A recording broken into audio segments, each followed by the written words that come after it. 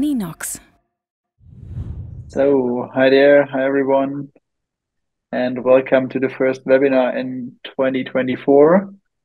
Um, Looking forward to it. We'll just wait round about 1 more minute. Kind of like of Zoom is like a real room when it comes to starting webinars. It takes some time until everybody is in. Um, so just one minute and then we'll start. So from now on, we are over 100 participants. Let's see if we can break the 200. So it's getting slower and slower. So I think, Frank, we can start. And from this, first of all, hi everyone, and I hope you had a great start into the year 2024. So it's our first webinar this year, and I think we are starting off with a great topic. New year, new release with 3.11, Frank. So great things, I think, which we'll present for today in the preview release webinar. So currently we are planning for next week to release the webinar. And yes, so Frank, then over to you, and let's see what we will get kind of like of next week with the new webinar. New release. Thank you very much, Tim, and welcome everybody. Thanks for having me. It's always exciting to see this tremendous participation in our release webinars, and really flattered. So yeah, let's look into what we have in the box this time. I will start with a very short presentation, so you can actually keep your breath because we will look into the demo in a few seconds already. I just wanted to give you kind of a heads up of how we will move forward from this year to the future and ship new features and new capabilities for the Ninox platform to our dear customers. So we actually aligned everything we are doing here at Ninox on a quarterly planning cycle, and we do have a quarterly product roadmap. And we also plan for fixed quarterly releases. When we say major releases, we always mean the second digit here. So the 3 will remain for the time being, but you can expect actually 4 releases this year. And it will be always around about 4 weeks after the end of the quarter. So as you could anticipate right now already from the chart, our release 3.11 is actually right across the corner and shall go to the market next week. And we are in the final phase of polishing all the edges and finding potential issues with the release so that we can be sure that we provide the highest quality to our customers, hopefully mid of next week. And so what is release 3.11? It's basically, yeah, to wrap it up, maybe a collection of refinements and also a couple of longer standing feature requests we're bringing here. So the first one is just an input from our design department. So they complained for a longer time that our chart colors do not really match the Ninox CI. So we fixed that and updated the color palette of our charts. And the second feature, I think, is targeted especially towards more advanced use cases, but typical use cases we cover with our platform, like invoice workflows, for example. So we invented new features to give you full control over when records can be created and when records can be deleted, creatable if, deletable if. This is one of the bigger features in this release. Then the third point I will demo also today is about reconnecting databases or reconnecting modules. As you already have seen, hopefully when you attended the last webinar, we shipped a couple of modules on the Ninox platform covering CRM use cases. And we streamlined really the process how you can integrate those modules into a working solution. And then the fourth point, unfortunately, I will not be able to show you today here because it's more targeted towards mobile use cases. So whenever you want to add, when you want to add photos, for example, to a record, so when you're working with file attachments, it had been quite tedious when it comes to adding multiple file attachments at once in the past. So we streamlined also that and give you the option to directly select multiple files with one, basically in one workflow. For example, from your photo library, which I think comes in pretty handy in mobile use cases. For example, in field service, when you want to make multiple photos at the construction site, for example, then it will be really easy to add those photos in one go. And then the final thing you will see in the demo is further redesign of the Ninox setting. This redesign is also paving the way to our future design system. So it's kind of our test bed for updating and refreshing the Ninox design system. And yeah, that's it for the overview. So let's jump directly into the demo. And Maybe just until you're switching the screens, if there are any questions, just put them in the F&A section, and we'll then answer them in the moment or at the end of the webinar. Um, so yeah, let's see and move on, Frank. yeah, perfect, Tim. Just pick it up when it fits into the presentation here, and then I directly answer anything that is up for discussion. So let's first take a quick look at the chart color palette. I already prepared here small databases representing the GDP of different countries. United States here as usual on the top, but we have also the follower China now following up, and Germany a little bit or much less. So as you can see here from the chart, it has now a much better fit with our design system. I also prepared another data set just to experiment with it. Let me just try to import here a couple of sample data, and there we go. So we have a couple of customers basically, or companies with number of employees in this data set. And I will now make use of our page feature, which had been part of the last release. And let's add a chart element here on the page and try to bring the data set to the screen. So I just do a select of all my organizations I just imported. And as you can see, chart is very colorful. It does not yet show useful data. Can change that here, and let's say we put the name of the organization and the number of employees here into what we want to display.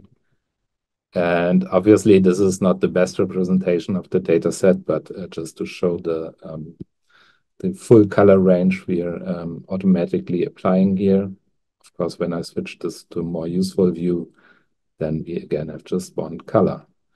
So this is now our new color palette of the charts. Going back to the second feature, creatable if and especially deletable if, which is, I think, even more important.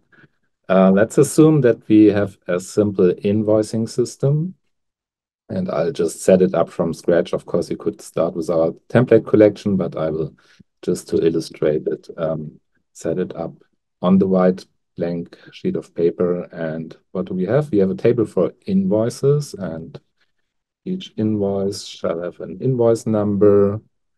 It most likely would also have a date. Let's go with that. And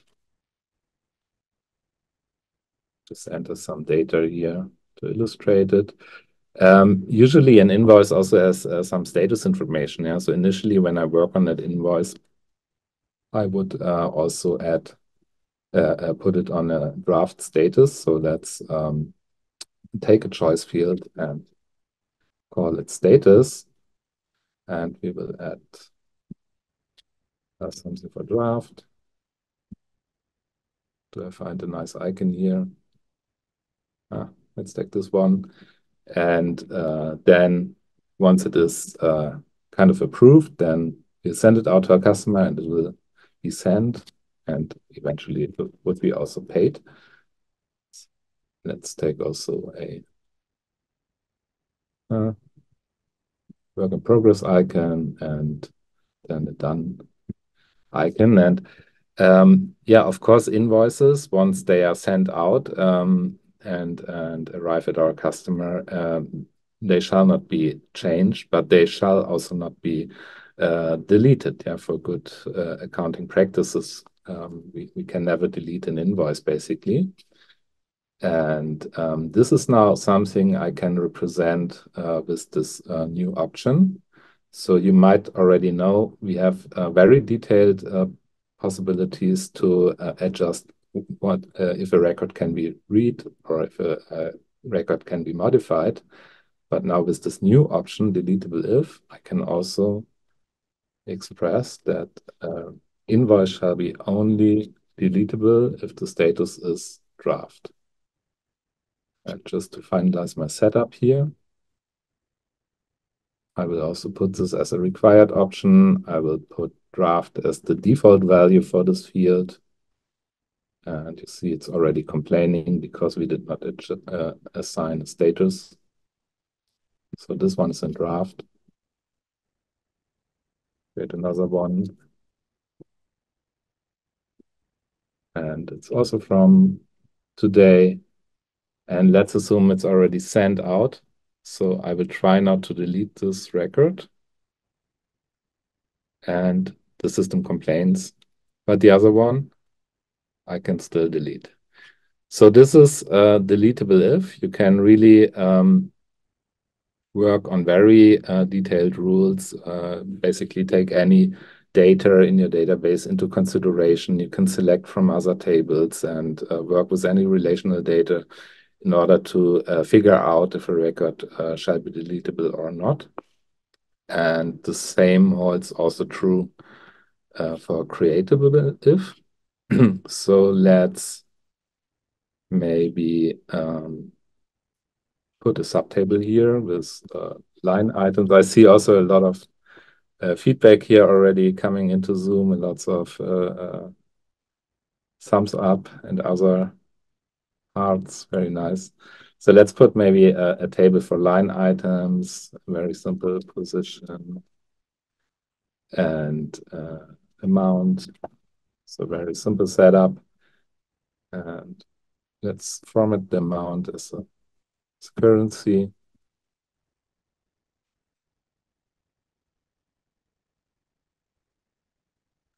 This one is $42. There's another one, $34.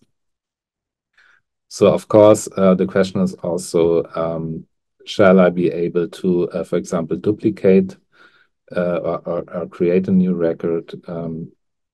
And this is something I can control again. Just for demonstration purposes, now I will put it to false. And you will see that we are no longer able to create line items in this situation. Obviously, we need more better control over this to have a real world use case, but also creation of records can be prevented effectively. So this was creatable if, deletable if, and now I will delete those two databases because for the next part I need to make use of my CRM modules. So everyone who has worked already with our CRM module or has seen some of the presentation knows it's making use of the new modularity. So we do not only have one database, but we have multiple databases, and actually we have 4 modules I need to import here. So first is the main module, the CRM solution, and then we need the offer and invoice module. So let's import that. I will also need my employees, and I will also need something to manage my documents. So those are the 4 CRM modules. And when I go into one and activate the admin mode, you'll see a lot of error messages here. And this is basically because I imported those modules individually and they don't know of each other. So we need to change that and connect those modules. But before I go to connecting those modules, I will also move to the new designed Ninox settings. So you see a much more fresh and much more neutral design of the Ninox settings. And let's go to the integration settings here to my email setup, because of course my CRM shall also be able to receive emails.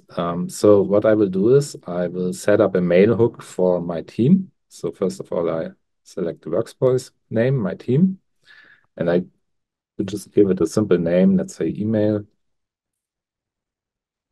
So here, email, I will acknowledge this here and create the mail hook. This takes a while because we're setting up a lot of stuff behind the scenes. And once this operation is done, I can already see my mail hook here. This is the address I will use as a forwarder or BCC field to ensure that Ninox receives all incoming and outgoing emails. You will need this in a second, so I just copy it from here.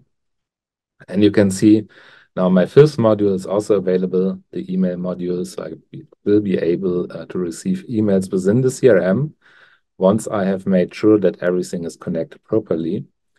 And this is made available with the Reconnect Database button here. So let's just dive into it. In the first step, I will select one of the modules. So in this case, I start with the CRM solution module and go to next. And this assistant already identifies, okay, my CRM has relationships to employees, actually 9 relationships. It also has a lot of relationships to offers and invoices. Yeah, so to make sure that, for example, the relations from customers or companies and contacts are correctly associated with outgoing offers and invoices.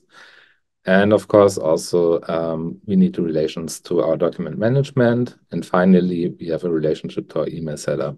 So all of that is configured and identified automatically. I don't need to worry. I just need to hit this button and to confirm it. And in the next step, I see everything is set up correctly. Let's move on to the next module. So offers and invoice. You already built the relation to the CRM module correctly with the step before, but documents and employees need to be connected. So let's just move ahead.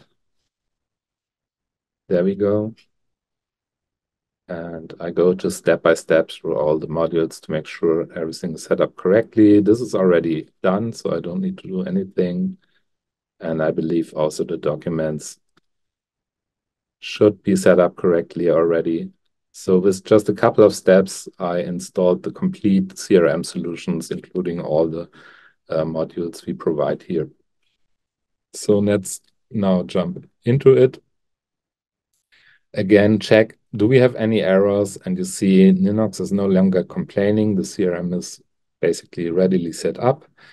I would only need to do the configuration. For example, I need to register myself here as one of the CRM users. I believe, Tim, you're much better with that CRM configuration than I am, but I think I also need to set up a pipeline. And let's say this is a lead pipeline from my inbound leads, and I add a step, application, oops, maybe another step. But let's say, and questions and here details.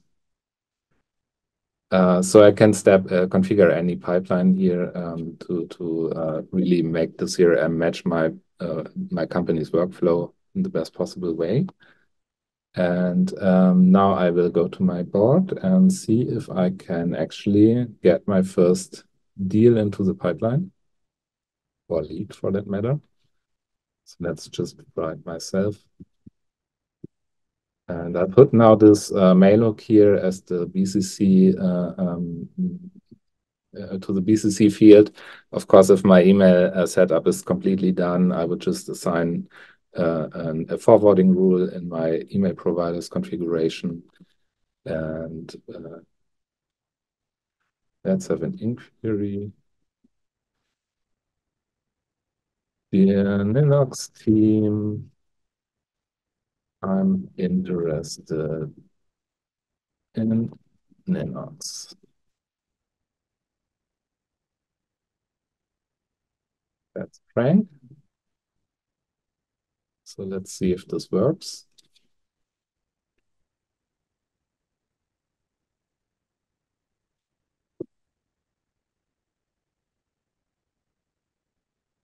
In best case scenario, will my email pop up soon here? And there we go. So my email is here. I can bring it now to my inbox workflow, and I can do the qualification and say, okay, this is from Ninox, it's most likely Frank, and I can create a company out of that. I can create a contact person out of that. And I will also see it on my board. For example, here, can assign this inbox item to myself. And finally, convert it to a lead. I can also convert it. I can create an offer, for example, and start to bring in my line items. So I need to create a new product,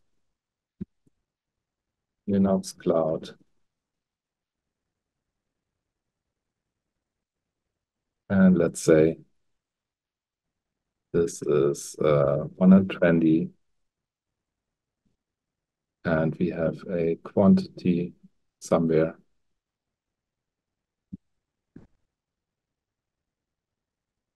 And finally, out of that, of course, also print my invoice. Yeah. Which did not work for, yeah, create offer. There are the buttons below. There we go. Yeah. Okay, there we go. So my offer is ready. So you see, with this new option to reconnect modules, it's really streamlined and much more easy than it had been with the last release, where we had this workaround with the rewiring manager, and it's all integrated into the Ninox platform.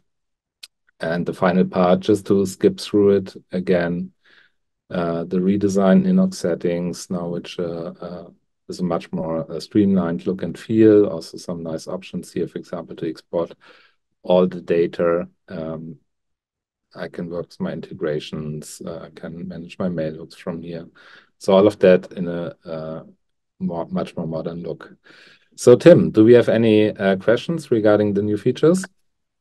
So yes, first questions is if these templates or if there are any templates for the automation of the emails.